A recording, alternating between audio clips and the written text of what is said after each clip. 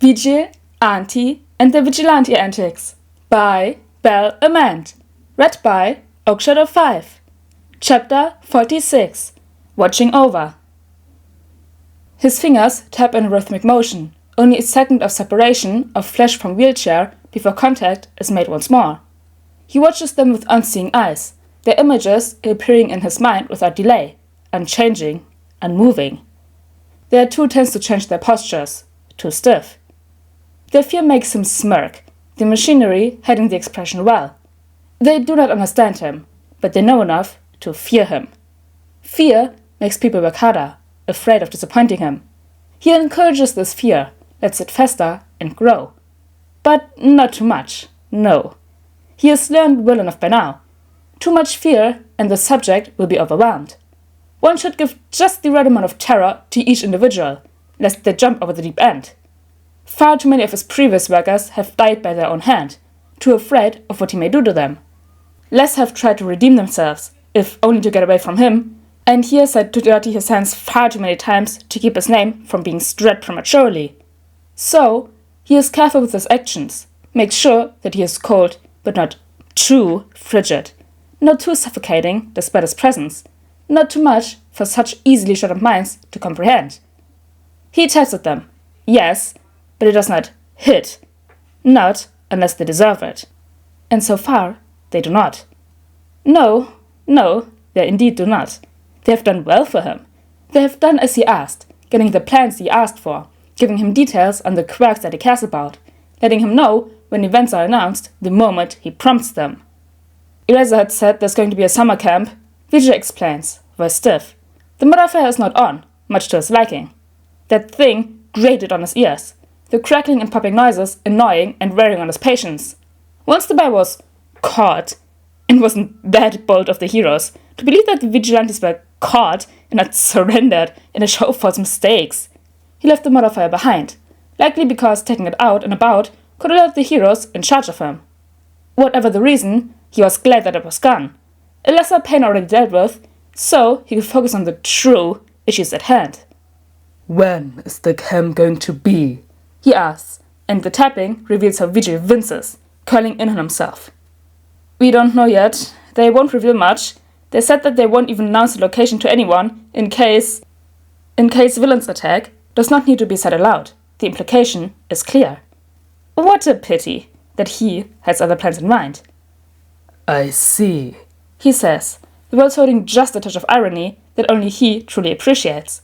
And then he wears his hand, the untapping one, because he hates depriving himself of his senses, in a shooing motion. You may go, then, he says at last, and smirks again at the obvious relief that seeps into both of the boys. The duo disappears into a portal, heading back to the Guardian's house, no doubt.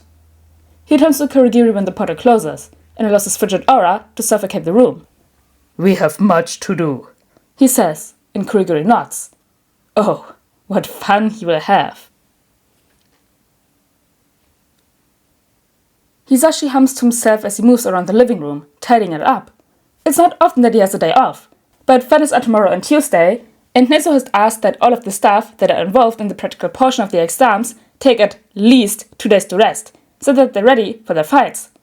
Hisashi doesn't really think that they needed to rest. After all, the fights are only half an hour, and they're going up against kids, so any advantage should be taken for them. But he isn't going to complain. No, sir. Hisashi is just going to take the day to enjoy himself, just like Nezu said to. Hisashi perks up when he hears movement in the kitchen, glances at the clock on the wall. It's not even 9 in the morning, so there's no way it's his husband in there. Shota, despite having 2 jobs instead of 3, seems to work even more than Hisashi does. Getting the man a chance to sleep in is rare, and Hisashi knows the man will take this opportunity and use it to its fullest extent. So that means one of his kids is in the kitchen, if not both of them. That's great. Hisashi doesn't see the boys much out of school, which sounds crazy considering they live in the same house, but somehow just happens. With Hisashi constantly going from one job to another, he's only really at the house during evenings and nights, with the occasional afternoon here and there.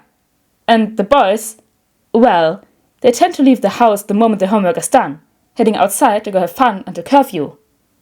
Now that he thinks about it, Hisashi doesn't really know where his kids go when they're out and about.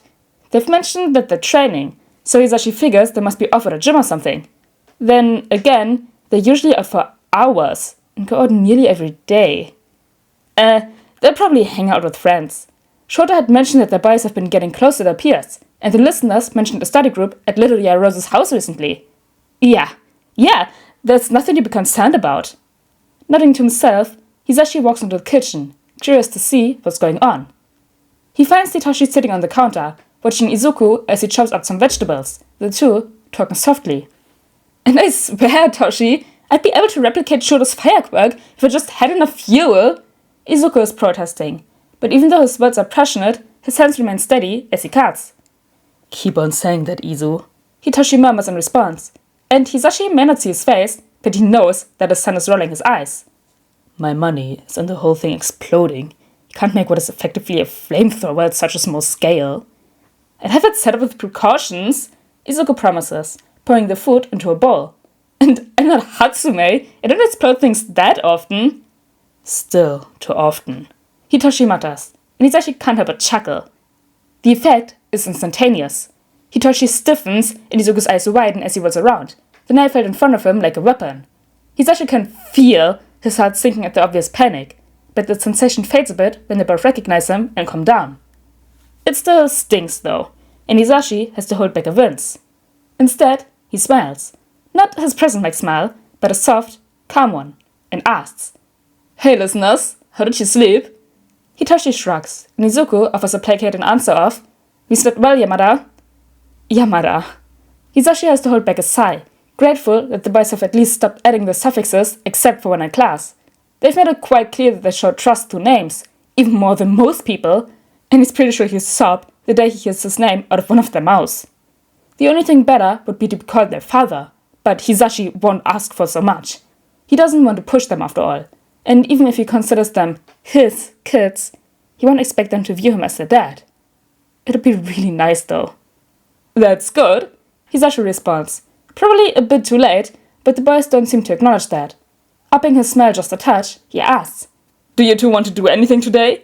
Last day before finals sounds like a good chance to relax." We have studying to do, Hitoshi says. As you said, finals are tomorrow. Ah, right. Hisashi supposes that they're simply more studious than he was, back when he was a student at UA and not a teacher. Hisashi always took the last day before big tests to de-stress, maybe do some light reviewing, but he supposes that his study methods don't always work for everyone else. "Gotcha," Hisashi says. Again, probably too late, and this time Izuku shifts, picking the bowl up and catching it awkwardly. "Well, don't spend the whole day staring at books. You may overwork your brain and then forget everything in the last second." "You know," Izuku promises. "We'll be in our room." And then they're gone, leaving Hisashi alone in the kitchen. And Hisashi can't help but sigh. Parenting is hard.